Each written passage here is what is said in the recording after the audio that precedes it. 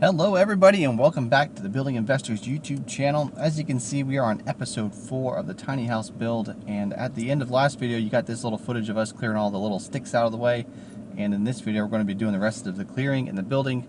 So I hope you enjoy watching, and we'll be doing lots of explaining of the rest of the video in person, but I figured I'd get you at least started off with a little bit of a voiceover so you can tell what's going on. We're moving some trees and I'll show you the rest momentarily. So anyways, sit back, chillax, get yourself a sweet tea, and hope you enjoy.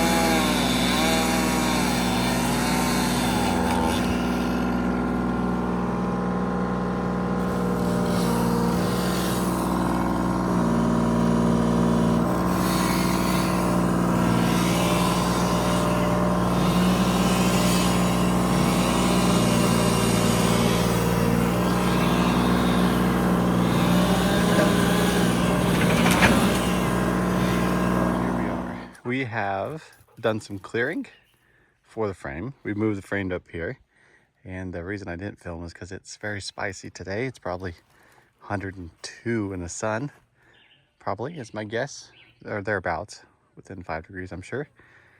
So the camera did not like sitting in the sun. So you saw some of the clearing we did by hand here.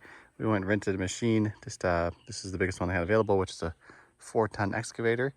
And we've pushed over some of these trees. I got some footage I'll show you. You might have already seen it also.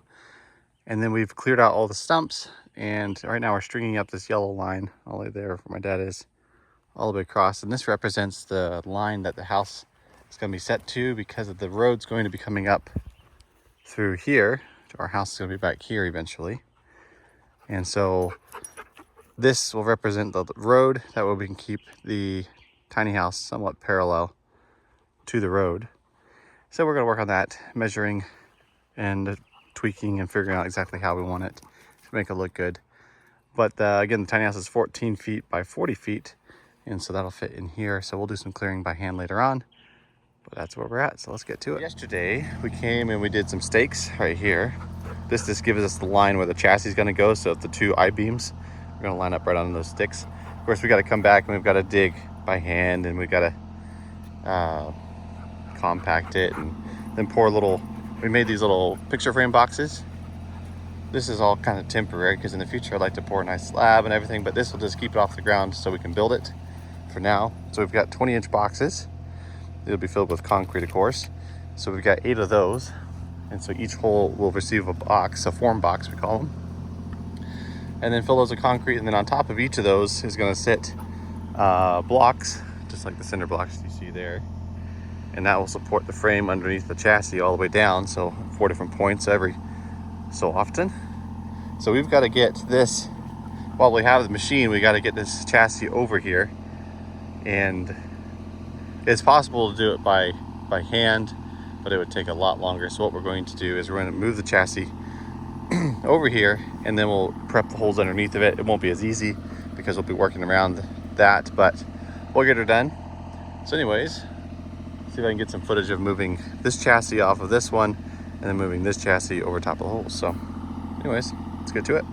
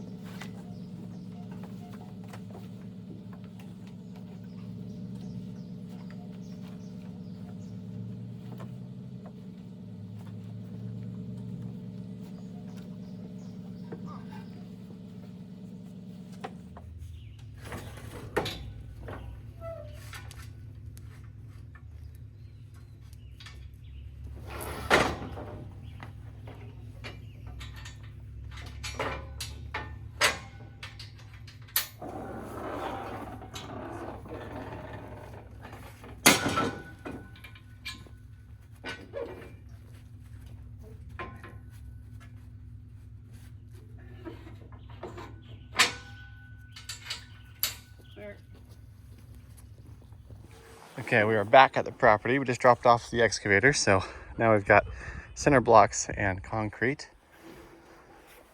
And so now we're getting ready to, what we're going to do is level this frame first. That way we can take a consistent measurement from here down to the depth that we want off of it. Eventually this will be moved over exactly where we want it, but right now it's pretty close. And the frame itself is only unleveled by maybe less than an inch, probably, I would say. Less than a quarter for the whole length of the chassis, which is pretty good. So of course this I-beam is going to line up with that one, and this I-beam lines up with that one approximately. So we need to move over a bit. But we're going to dig this hole out, probably, assuming we'll start with one side and work our way down, putting in our form boxes that we had showed you back there, and then putting concrete on. Eventually I'll drop this temporary axle down, and then this frame will be lowered down probably about as low as I can get it, and still get underneath of it to work on my plumbing that I'm going to do. So anyways, that's where we're at. So I'll try to show you some of the steps that we're going to work on. That way you can kind of follow along. So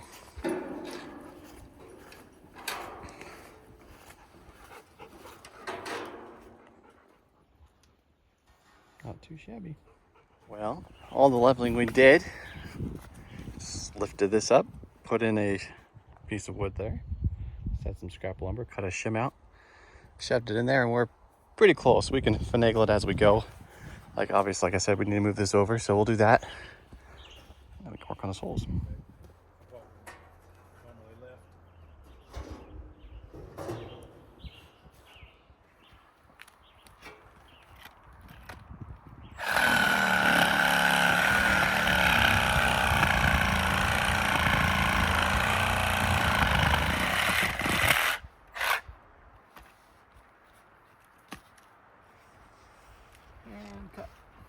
Okay, so here's a finished form box in its location. We're going 36 inches from the bottom of the frame to the top of the box there. Of course, if you're doing an actual foundation for a house and not a temporary one like we're doing now, you want to go below the frost line, which here is around 36 inches, but I always go a little bit deeper. But here in the North Pacific area, we've got about 18 inches of topsoil here, and then everything else below that is gravel, gravel and rock. And so I'm fairly happy with sitting on top of the riverbed basically. And so it's compacted, and we put some sand on it to level it out and compact it again. And then we can pour the concrete in there, and then the blocks will rest directly on that, and we'll set the frame down on top of that for the height we want it. So on to the next hole.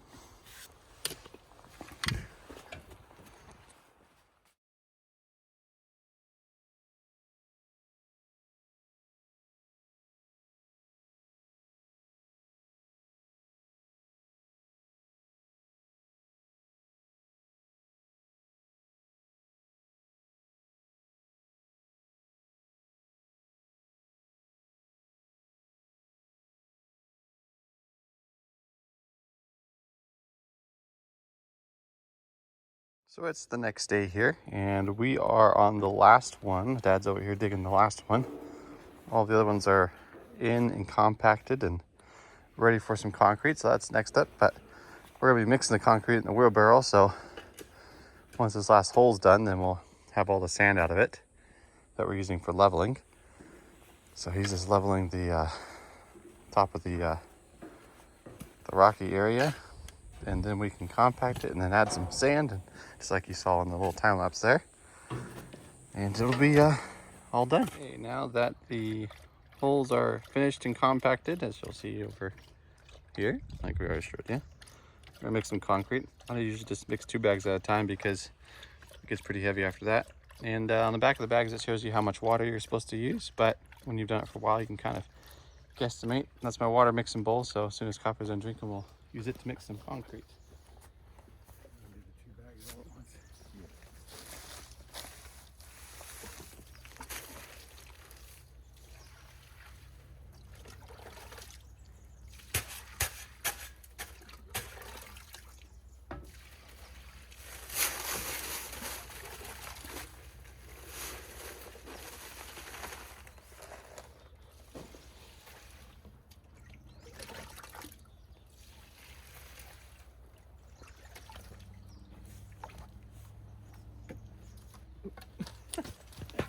Both had a good thought.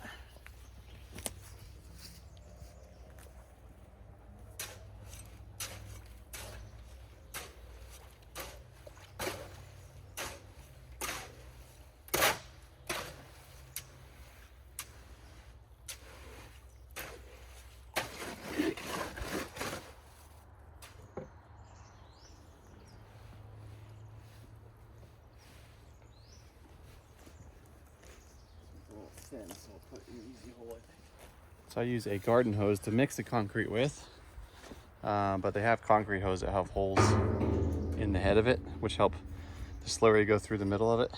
But I don't got one of those. But this is way easier than anything. So this mix is pretty thin, and the only reason you don't want to mix it too thin is because then you'll start losing strength in your concrete. So, but it's not super critical in this point. So if you need to, you can always add more concrete to make it less thin.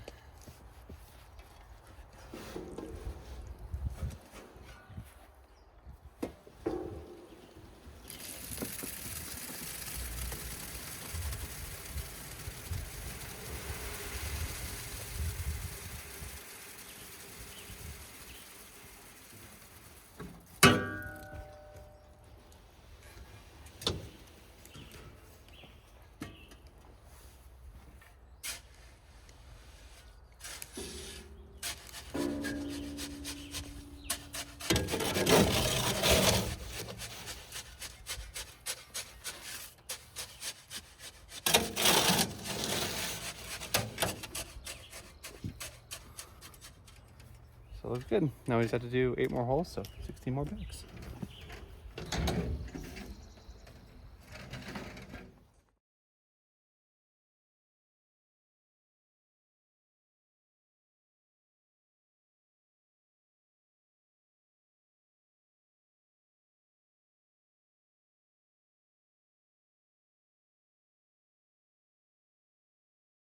And just like that, we've got all the concrete poured. So I gotta pack it up because I'm on babysitting duty today. Gotta watch the kiddos. And so we'll go do that. So anyways, got these poured, let them set up, and then we'll put the blocks on top, and then we'll set the frame down. And we might get to that. Probably not in this video because these have to dry, but might be more things to share. But anyways, what do you think? Pretty cool, huh? So I'll get that done. Used up all the concrete perfectly like we planned. Each box took pretty much exactly 2 bags, which worked out great. So that'll give us a nice footprint for, that one's a little crooked if you didn't notice. Don't like it, but it doesn't matter. But the 20-inch footprint will give us a nice firm base to set the weight of the tiny house on. So anyways, so it's the next day, and the concrete is pretty much cured enough to be able to sit the weight of this frame on. So we're going to take off the axle, which is what Dad's working on now, taking off the temporary U-bolt mounting position there. Then we can take that out, that way we can lower it down nice and low and not have to worry about it later. Because one day if we do move it to like a new permanent location, then we can put actual axles and springs and stuff underneath of it. These axles, I don't think I explained at the beginning of the last video, that they are from a newer mobile home chassis, and so the chassis are wider. These ones are a lot narrower, and so they aren't able to mount up to the old brackets. So we have to weld new spring perches on to make them closer in. Not a big deal. Or we can buy axles that actually fit this frame and then move those spring hanger mounts up where we need them to go. So anyways, my job right now is to take apart these form boxes and to take out the 2x4s that were used as a kind of as runners. That way we didn't scrape up anything as we towed it over here. So I'll take those off and take those out, and then we'll set the frame down. So enjoy the time lapse.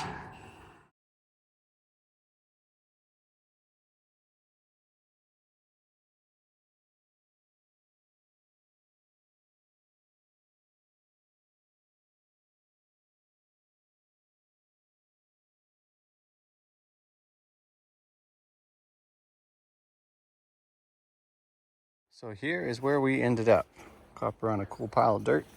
We got the block set. We've done 3 high.